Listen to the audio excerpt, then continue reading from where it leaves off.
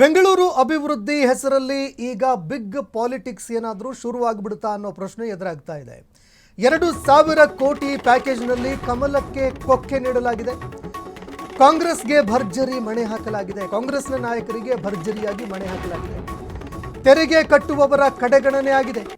ಸ್ವಪಕ್ಷೀಯರಿಗೆ ಅನುದಾನದ ಸುರಿಮಳೆನೆ ಮಾಡಿದೆ ಕಾಂಗ್ರೆಸ್. ರಸ್ತೆ ಗುಂಡಿ ಮುಚ್ಚುವ ಹಣದಲ್ಲಿ ಕಾಂಗ್ರೆಸ್ ಶಾಸಕರ ಕಚೇರಿ ನಿರ್ಮಾಣ ಆಯ್ತಾ? ರಸ್ತೆ ಗುಂಡಿ ಮುಚ್ಚಬೇಕಾಗಿತ್ತು, ಆದರೆ ಅದೇ ದುಡ್ಡಲ್ಲಿ ಕಾಂಗ್ರೆಸ್ ಶಾಸಕರ ಕಚೇರಿಯನ್ನ ಏನಾದರೂ ನಿರ್ಮಾಣ ಮಾಡಲಾಯ್ತಾ?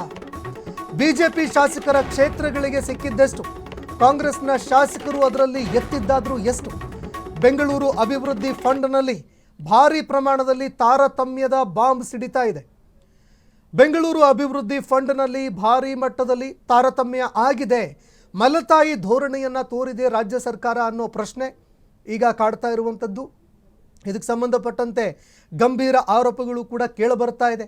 ಅಲ್ರಿ, ರಸ್ತೆ ಗುಂಡಿಗಳನ್ನು ಮುಚ್ಚಬೇಕಾಗಿತ್ತು, ಆದರೆ ಅದೇ ದುಡ್ಡಲ್ಲಿ ಕಾಂಗ್ರೆಸ್ನ ಶಾಸಕರಿಗೆ ಕಚೇರಿ ಕಟ್ಟಿಕೊಟ್ಟಿದ್ದಾರೆ. 2,000 ಕೋಟಿಯ ಪ್ಯಾಕೇಜ್ ಇದು. ಆದರೆ ಈ ಪ್ಯಾಕೇಜ್ನಲ್ಲಿ ಕೇವಲ ಸ್ವಪಕ್ಷೀಯರಿಗೆ ಮಾತ್ರ ಹೆಚ್ಚಿನ ಅನುದಾನ ಕೊಟ್ಟಿದ್ದಾರೆ. ಬಿಡುಗಡೆಯಾಗಿರೋದು 2,000 ಕೋಟಿ ರೂಪಾಯಿ. ಈ ಪ್ಯಾಕೇಜ್ನಲ್ಲಿ ಮಹಾ ತಾರತಮ್ಯ ಮಾಡಿದ್ದಾರೆ. ಮಲತಾಯಿ ಧೋರಣೆಯನ್ನ ತೋರಿದ್ದಾರೆ. ಕಾಂಗ್ರೆಸ್ ಶಾಸಕರ ಕ್ಷೇತ್ರಗಳಿಗೆ ಹರಿದು ಬಂದಿದೆ ಭರಪೂರ ಅನುದಾನ. ಟಾಪ್ 4 ಸ್ಥಾನಗಳು ಕೂಡ ಕಾಂಗ್ರೆಸ್ ಪಾಳೆಯದ ಪಾಲಾಗಿದೆ.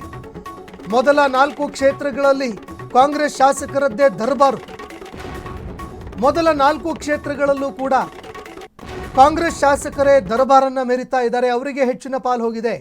ಬಿಜೆಪಿ ಕ್ಷೇತ್ರಗಳಿಗೆ ಮಲತಾಯಿ ಧೋರಣೆಯನ್ನ ಅನುಸರಿಸಿದೆ ರಾಜ್ಯ ಸರ್ಕಾರ ಅಂತ ಈ ರೀತಿಯಾಗಿ ಬಿಜೆಪಿ ಗಂಭೀರವಾಗಿ ಆರೋಪ ಮಾಡಿದೆ. ಈಗ ಗಂಭೀರ ಆರೋಪಗಳನ್ನು ಬಿಜೆಪಿ ಮಾಡಿದೆ.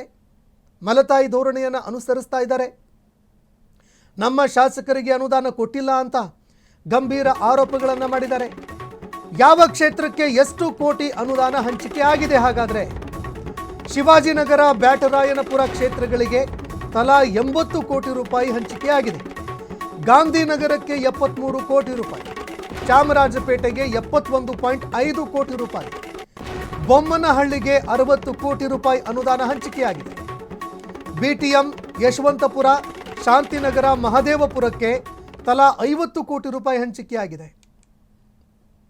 ಆದರೆ ನಮ್ಮ ಬಿಜೆಪಿ ಶಾಸಕರು ಇರೋ ಕ್ಷೇತ್ರಗಳಿಗೆ ತುಂಬ ಕಡಿಮೆ ಕೊಟ್ಟಿದ್ದಾರೆ. ಮಲತಾಯಿ ಧೋರಣೆಯನ್ನು ಅನುಸರಿಸಿದ್ದಾರೆ. ತಮ್ಮದೇ ಕ್ಷೇತ್ರದ ಯಾರ್ಯಾರು ಶಾಸಕರಿದ್ದಾರೆ ಅವರಿಗೆ ಹೆಚ್ಚಿನ ಅನುದಾನ ಕೊಟ್ಟಿದ್ದಾರೆ ಅಂತ ಬಿಜೆಪಿ ಈಗ ಗಂಭೀರ ಆರೋಪಗಳನ್ನು ಮಾಡಿದೆ. ನೋಡಿ, ಈ ಹಿಂದೆನೂ ಕೂಡ ಗಂಭೀರ ಆರೋಪಗಳು ಕೇಳಿಬಂದಿತ್ತು. ಈಗಲೂ ಕೂಡ ಮಲತಾಯಿ ಧೋರಣೆ ಅನುಸರಿಸ್ತಾ ಇದ್ದಾರೆ ಅಂತ ಕಿಡಿಕಾರಿದ್ದಾರೆ.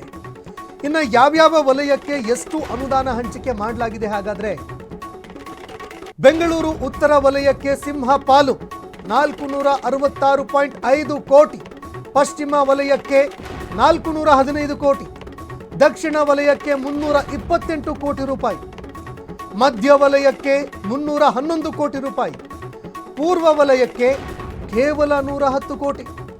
ಐಟಿ ಹಬ್ಗಳಾಗಿರುವ ವೈಟ್ ಫೀಲ್ಡು, ಬೆಳ್ಳಂದೂರು, ವರ್ತೂರು ಭಾಗಕ್ಕೆ ವಂಚನೆ ಮಾಡಿದ್ದಾರೆ ಅಂತ ಗಂಭೀರ ಆರೋಪಗಳನ್ನು ಮಾಡಿದ್ದಾರೆ ಈಗ ಬಿಜೆಪಿ ನಾಯಕರು. ಟ್ರಾಫಿಕ್ ಪ್ರವಾಹದಿಂದ ನರಳುವಂತಹ ಐಟಿ ಕಾರಿಡಾರು ನೋಡ್ರಿ, ಐಟಿ ವಲಯಕ್ಕೆ ಅತಿ ಹೆಚ್ಚಿನ ಹೂಡಿಕೆ ಬರುತ್ತೆ ಹೊರದೇಶಗಳಿಂದ. ಬೇರೆಯವರು ಅತಿ ಹೆಚ್ಚು ಹೂಡಿಕೆ ಮಾಡ್ತಾರೆ. ಆದರೆ ಅಲ್ಲೇ ಅತಿ ಕಡಿಮೆಯಾಗಿರುವಂತಹ ಒಂದು ಅನುದಾನ ಕೊಟ್ಟಿದ್ದಾರೆ ಅಂತ ಗಂಭೀರ ಆರೋಪ ಕೇಳಿ ಬರ್ತಾ ಇದೆ. ಅನುದಾನ ಡೈವರ್ಟ್ ಆಗಿದೆ ಅಂತ ಬಿಜೆಪಿ ಗಂಭೀರ ಆರೋಪ ಮಾಡಿದೆ.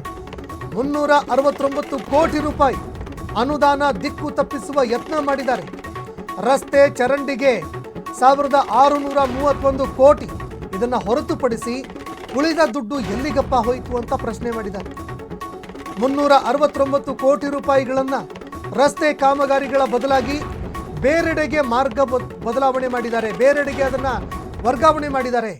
ಕಾಂಗ್ರೆಸ್ ಶಾಸಕರ ಕಚೇರಿಗಳು, ಅವರ ಭವನಗಳನ್ನು ನಿರ್ಮಾಣ ಮಾಡೋದಕ್ಕೆ ಈ ಫಂಡನ್ನು ಡೈವರ್ಟ್ ಮಾಡಿದ್ದಾರೆ ಅಂತ ಆರೋಪ ಮಾಡಿದ್ದಾರೆ.